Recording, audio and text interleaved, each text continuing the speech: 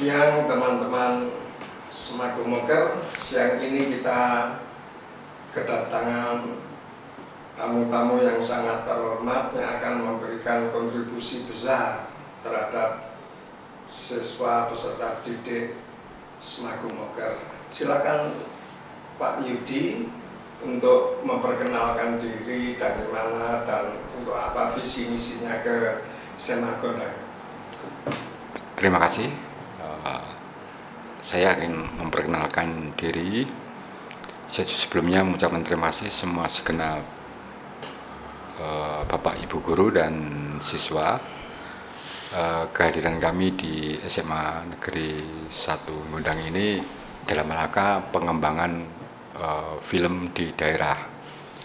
Nama saya Wahyudi.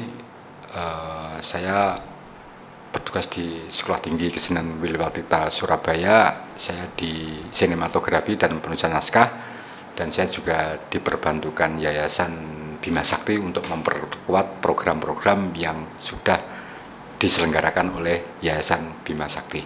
Demikian. Terima kasih Pak. Terus kalau Pak Wawan, silakan Pak. Oke, siap. Terima kasih kesempatannya. Perkenalkan, nama saya Wawan dari Yayasan Bima Sakti. Saya selaku manajer Yayasan Bima Sakti. Yayasan Bima Sakti ini yayasan sosial yang bergerak di 4 bidang pilar kegiatan kita, yaitu di pendidikan, kebudayaan, sosial, kemanusiaan, dan juga spiritual. Salah satu kegiatan kami yaitu di pendidikan itu hasil akhirnya nanti membantu teman-teman agar bisa ikut dalam ekosistem film. Bekerja sama dengan Dinas Perpustakaan dan Kearsipan dan Kota Kabupaten Mojokerto, kami melakukan inisiasi program literasi terapan untuk teman-teman muda, baik itu Karang Taruna maupun adik-adik nanti yang ada di SMA maupun SMK. Kami melakukan pendampingan bersama ahlinya, nanti Pak Yudi salah satu ahli kami, terus kemudian nanti ada beberapa lain dari teman-teman di industri film di Jakarta. Itu kita insya Allah akan ajak untuk kolaborasi untuk ekosistem film yang akan kita bangun di Mojokerto ini, Pak.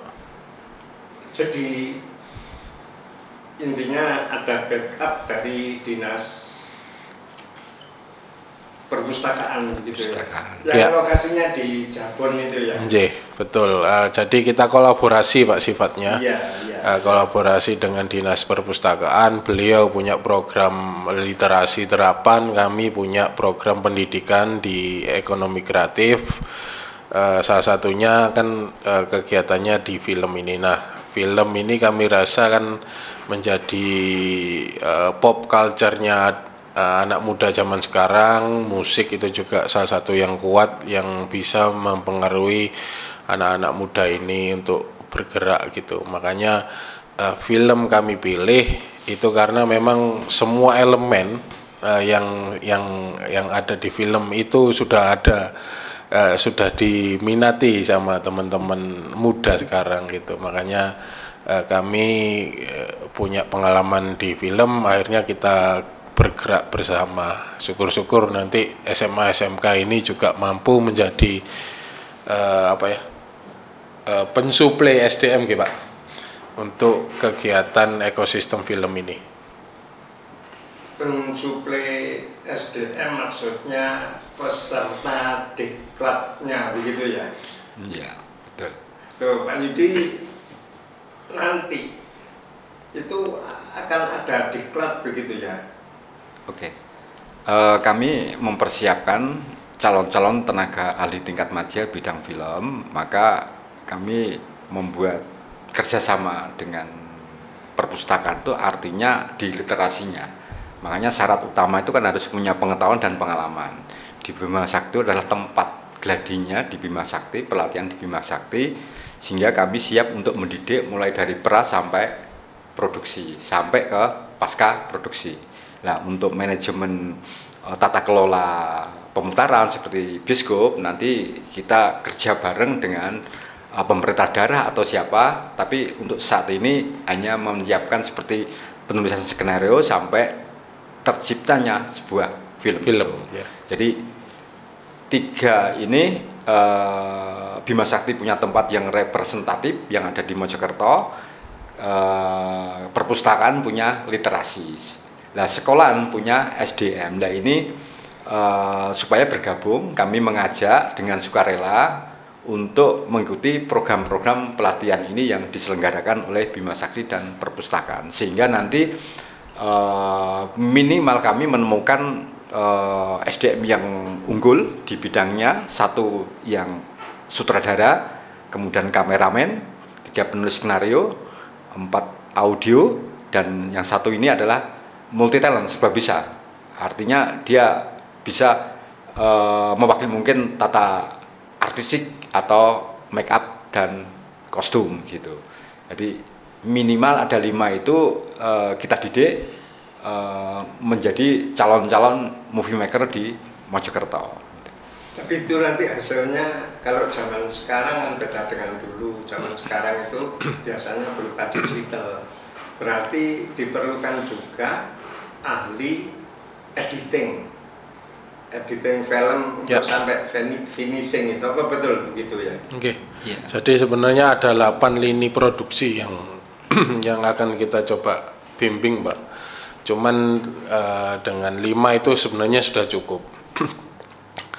Yang pertama itu tadi di kesutradaraan itu bagaimana nanti teman-teman yang muda-muda ini belajar untuk kesutradaraan. Yang kedua nanti di ke naskah, itu nanti penulisan naskah itu seperti apa, karena rohnya film kan di sana di naskah. Terus kemudian selanjutnya itu kita di sinematografi, itu nanti untuk pemegangan kamera dan sebagainya, teknis lebih detail menggunakan kamera seperti apa, itu di sinematografi. Selanjutnya itu ada editing bener Pak, tadi salah satu lini produksinya itu nanti bisa animasinya juga, bahkan sampai di sana akan tetapi masih kita coba sampai di sinematografi dulu.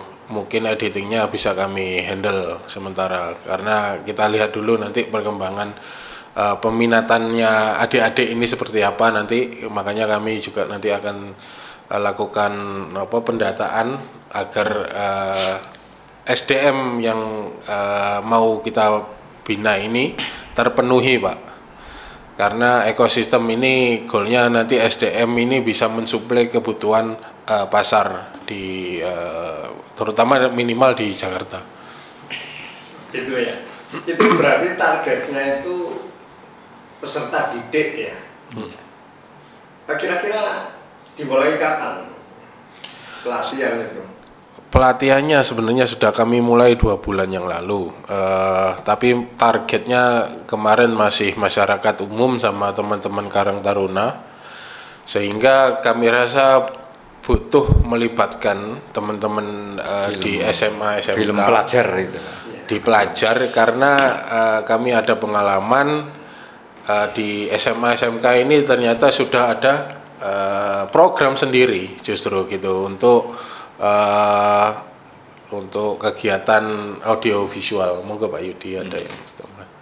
Jadi mungkin kami bisa menyambung, maka saya katakan minimal 5 itu, 1 adalah multi talent, artinya bisa di editing. Tetapi kalau kameramen bisa merangkap di editing. Jadi kami mendidiknya itu tuntas gitu, artinya sampai film itu jadi. Nah, learning outcome-nya siswa mampu memproduksi film dokumenter, film fiksi, dan film iklan. 3 ini adalah pasar empuk. Kalau iklan ini kan bisa dilakukan di masyarakat, membuat vlog, membuat konten-konten, mempromosikan produk-produk yang ada di daerah itu, sehingga walaupun statusnya pelajar minimal punya penghasilan kecil-kecilan. Dan selanjutnya kalau ingin melanjutkan perguruan tinggi, ini kan lebih gampang nyambungnya. Okay. Dunia sekarang kan dunia audiovisual, ini generasi milenial dan Gen Z, berarti kita harus bisa memfasilitasi. Jadi tugas kami tidak muluk-muluk, yang penting generasi ini punya wadah di luar sekolah. Artinya bisa mendukung sekolahan, siswa punya tim movie maker, kami yang di luar ini membantu penyediaan fasilitas tempat latihan. Mungkin nanti kami bisa set di studio alam yang ada di Mojokerto itu. Oke, kembali ke kapan dimulainya, kira-kira ketika misalnya siswa dari SMA Gondang ada 20 yang tertarik, karena memang secara alami itu sudah terseleksi. Misalnya dari 20 itu A biasanya suka membuat videonya, yang B editing, yang C jadi pemerannya. Itu secara alami biasanya begitu. Nah, seandainya ada 20 peserta sekarang, itu kira-kira dimulainya kapan? Apakah nunggu dari tempat-tempat lain atau bagaimana itu, Pak? Enggak, Pak. Jadi kegiatan kita kan sudah jalan 2 bulan kemarin, sehingga bulan November ini kita lakukan pelatihan lagi di tanggal 13 November. Bagi adik-adik di Semago, ya Pak. Semago, jika ingin ikut terlibat dalam kegiatan itu bisa mendaftar. Nanti kami share linknya melalui Bapak Guru. Nanti bisa mendaftar lewat aplikasinya Dinas Perpustakaan, monggo di Sipusli itu nanti bisa mendapatkan sertifikat dari Dinas Perpustakaan dan Kearsipan. Nah, di tanggal 13 itu nanti kita langsung masuk, karena 2 bulan kemarin kita sudah bikin pelatihan untuk naskah, itu kita masuk ke lini produksi, bagaimana nanti produksi sebuah film sehingga menjadi sebuah karya, itu nanti bisa dibantu oleh Pak Yudi. Terus tentang pembiayaannya bagaimana, Pak? Nah, ini otonomi dari. Kalau untuk pembiayaan kami dari Yayasan Bima Sakti, sebetulnya kami memfasilitasi di pelatihan dan pengembangannya, Pak. Akan tetapi jika nanti dibutuhkan alat atau apa, nanti kami bisa bantu support, akan tetapi tidak besar dulu. Nanti kita lihat bagaimana peminatannya tadi, Pak. Nanti kita lihat peminatannya, terus kemudian nanti keterampilan anak-anak ini di mana, sehingga alatnya itu tidak mubazir untuk kita sudah beli Alexa, tahu-tahu teman-teman masih belum sampai di sana. Nah, itu nanti kita coba mapping dulu, makanya kami butuh database tadi, sehingga kami bisa olah, kita lakukan pendataan dan kegiatan pendidikan itu sesuai dengan peminatan yang sudah dipilih oleh adik-adik tadi. Begitu ya, nanti pelatihannya itu di cabang di Dinas Arsip? Enggak, di Yayasan Bima Sakti, Pak. Di Yayasan di Celaket, Kecamatan Pajat itu kami sediakan di sana wadah sekaligus tempat yang memang representatif untuk pembuatan film, dan juga alamnya juga mendukung. Terus kemudian settingnya juga kami juga cukup mendukung untuk kegiatan-kegiatan hal tersebut, termasuk nanti fasilitas pelatihan kami sediakan di sana. Jadi kami tidak menarik biaya, Bapak. Jadi Bima Sakti menyediakan fasilitas tempat dan pelatihan itu. Jadi tergantung, paling enggak minimal 5 itu. Lebih tidak masalah. 5 orang. Minimal itu. Karena akan dididik spesifikasinya itu sutradara, kameramen, editing, kemudian penulis.